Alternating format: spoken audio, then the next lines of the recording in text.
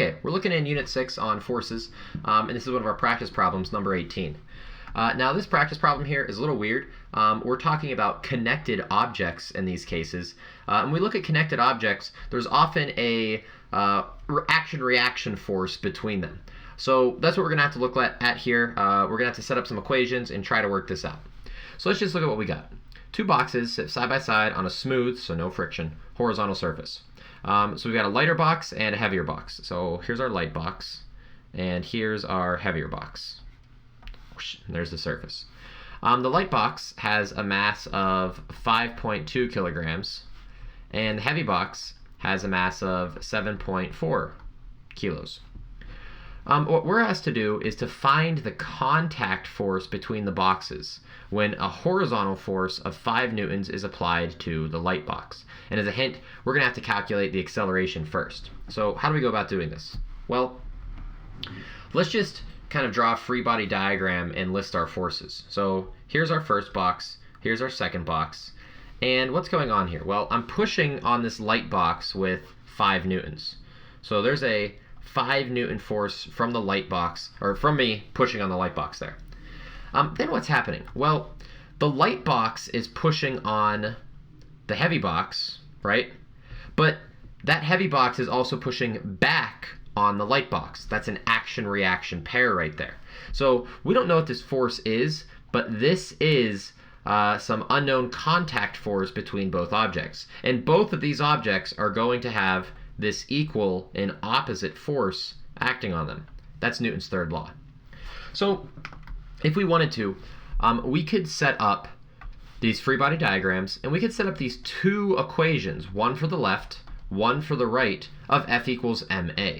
If we do this, and let's call the right direction positive. We always need to make a choice here. Which one's positive, which one's negative? Let's call right positive, left negative.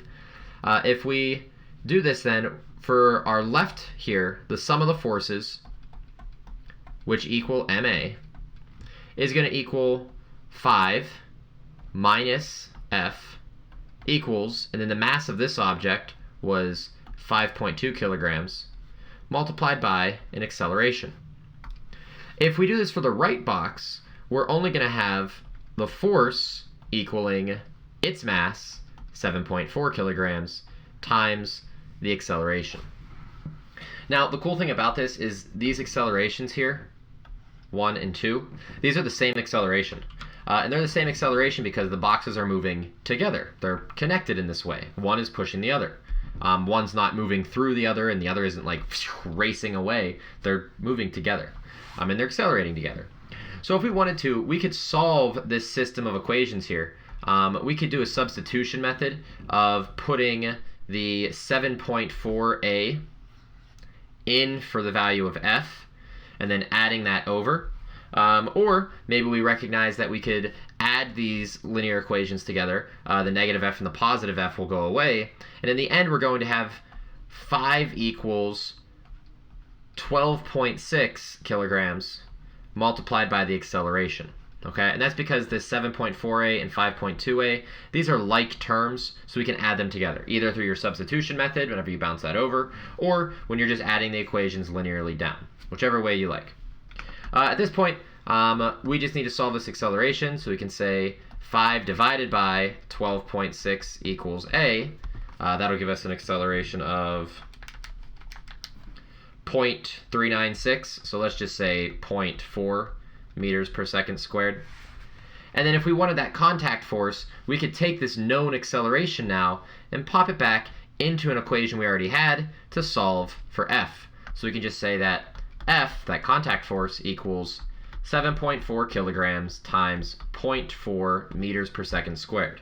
And 7.4 times 0.4 gives us a contact force of 2.96 newtons.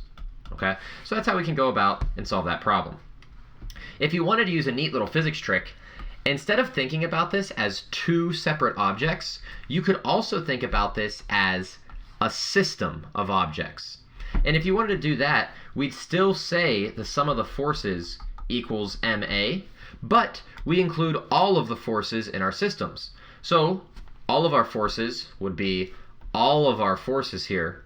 We would have 5 newtons minus F plus F, because all of our forces, equals, and then all of the mass we've contained in this system. So all of the mass here is the 12.6 kilograms, and then multiplied by some acceleration.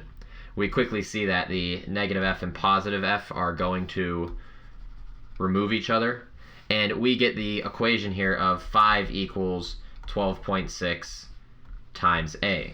Notice that equation right there, that's the same equation we built down here in the two directions, or with the two free body diagrams. So it doesn't matter which way you'd think about this. When you're solving for this acceleration here, you can do it in both ways, okay?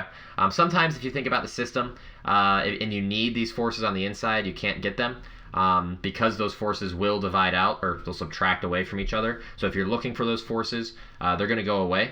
But if you can get the acceleration here, then you can go back and use the original equations. I personally use both methods depending on what I want in the problem. But if you're looking for F, you need to write out each of the equations at some point in time. So you might as well just do it to begin with. So it's really up to you how you want to think about that. But that's what's going on here. We've got two objects, so 2F equals MAs, or 1 for a large system. And then you're just working out the math to try to solve that out. Okay? So with that, this problem is finished. We'll be taking a look at some more of these connected object problems in later videos and looking at some more complicated stuff as we go along. But for right now, adios, and you take it easy.